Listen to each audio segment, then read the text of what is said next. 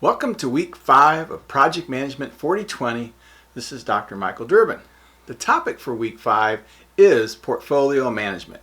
We will be discussing governance, stakeholder engagement, capacity and capability management. As a reminder, in Blackboard, please review the overview, the agenda, assignments, and the lecture and resource section. Your assignments this week include reading the discussion forum and a research paper on the PMO. Chapter 4 covers portfolio governance. This is defined by senior management at the board level and is usually based on organizational needs. Portfolio governance is there to help optimize investments so that we meet organizational strategic and operational goals.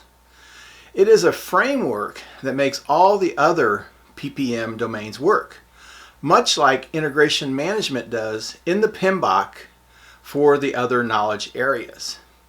Additionally, portfolio governance needs to have some arrangement for ad hoc audits of the portfolio components, the programs and the projects.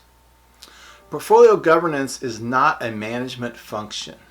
It's there to help with decision making, oversight of the components, control and integration of the various organizational parts.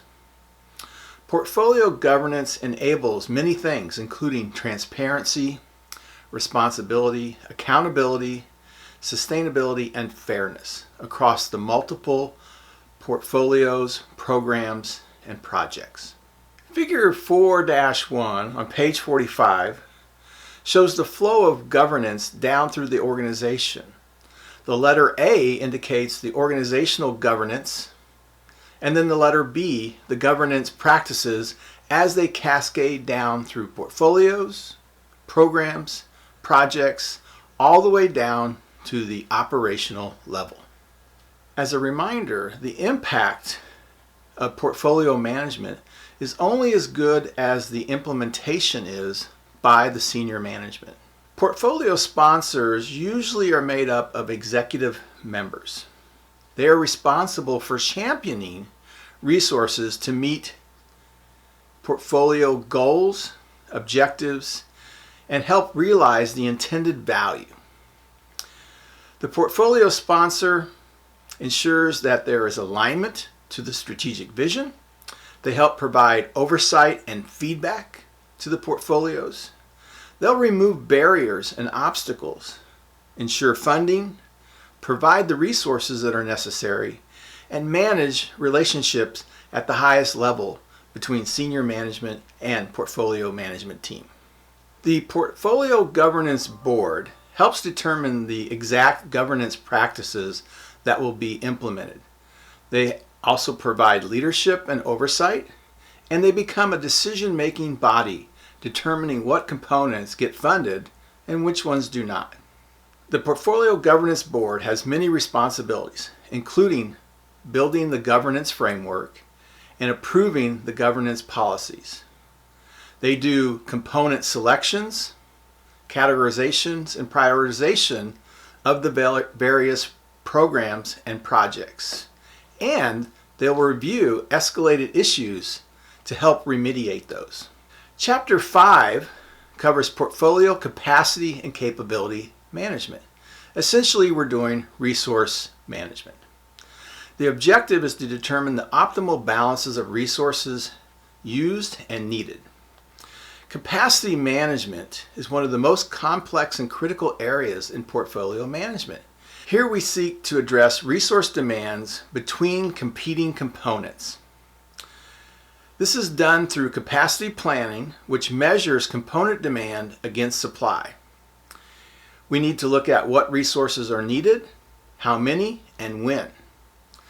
What we're looking at specifically are what resources in the area of people, the human resources, financial capital, the money, assets such as equipments and buildings that we'll need for our projects and programs, and intellectual capital, which is the knowledge that our organization has built up over its many years.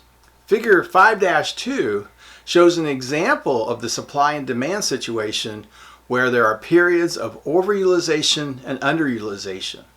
This is what we're looking for in portfolio management.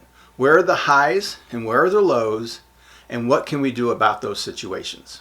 Capability management adds on to capacity management by addressing specific attributes, competencies, and skill used by those human resource components.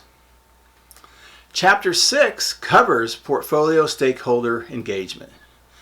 Portfolio stakeholders, like project stakeholders, are the individuals or groups that are affected by the portfolio or can have an effect or impact on the portfolio. This can be positive or negative, and it can be an impact or an influence. The list of stakeholders is significantly different at the portfolio level than at the component level. These people will be at a higher level in the organization, and their interests will be much different. The steps that you will go through for stakeholder engagement include identification phase, who are the stakeholders, analysis, where we can categorize the stakeholders, and planning, where we understand what techniques, what strategies can we use to keep those people engaged. And then finally, the engagement activities themselves. Table 6-1 on page 66 shows the various stakeholder roles, interests, and expectations by group. Table 6-3 on page 73 is an example of a communication matrix which is foundational to building the communication management plan. In closing, I remind you to participate in the discussion forum at least 3 times.